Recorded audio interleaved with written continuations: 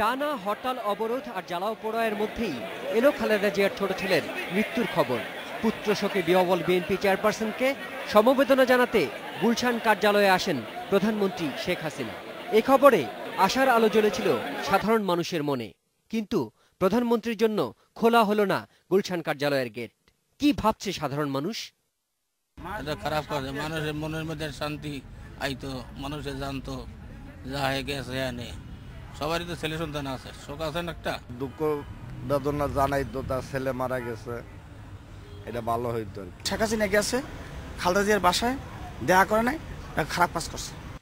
তবে সাবেক এই নির্বাচন কমিশনার বললেন, এই পরিস্থিতিতে শোকে বিহ্বল হওয়াটাই স্বাভাবিক, কিন্তু প্রধানমন্ত্রীকে বসতে না বলাটা শিষ্টাচার হতে পারে না। তবে যে সৌজন্যবোধের যে একটা অভাব আমরা দেখলাম, এটা আমার মনে হয় অনেককে পীড়িত করবে বিশেষ করে, এবং একটা অপরচুনিটি ছিল যে দেশবাসীর যে এই যে অবস্থা, অচল অবস্থা, সেই আমরা সবসময় বলছি অচল অবস্থা থেকে বেরোবে কীভাবে।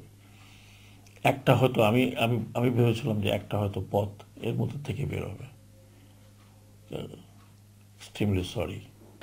এদিকে সিনিয়র এই আইনজীবী মনে করেন, দুদলের রাজনৈতিক একনায়কতান্ত্রিক বৈশিষ্ট্যের কারণে এই ঘটনা ঘটেছে।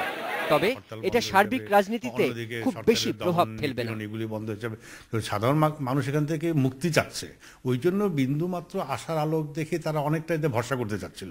কিন্তু আমি বাস্তবতার দিক থেকে বলছি, এখানে ক্ষমতার যে লড়াই, এই ক্ষমতার লড়াইয়ে একটা দেখা হলো না হলো এটা কিন্তু কোনো দিকেই বিন্দুমাত্র প্রভাব ফেলবে না। হ্যাঁ, দেখা না হওয়াতেই আগামী 2-1 দিন প্রোপাগান্ডার যুদ্ধে আওয়ামী লীগের একটা অবস্থানটা একটু ভালো থাকবে। তবে তারা সবাই বলছেন, দেশের এ পরিস্থিতিতে প্রধানমন্ত্রীর এ উদ্যোগে খালেদা জিয়া সাড়া দিলে সাধারণ মানুষের মনে কিছুটা হলেও স্বস্তি ফিরত। শিমুল বাশার, ইন্ডিপেন্ডেন্ট নিউজ, ঢাকা।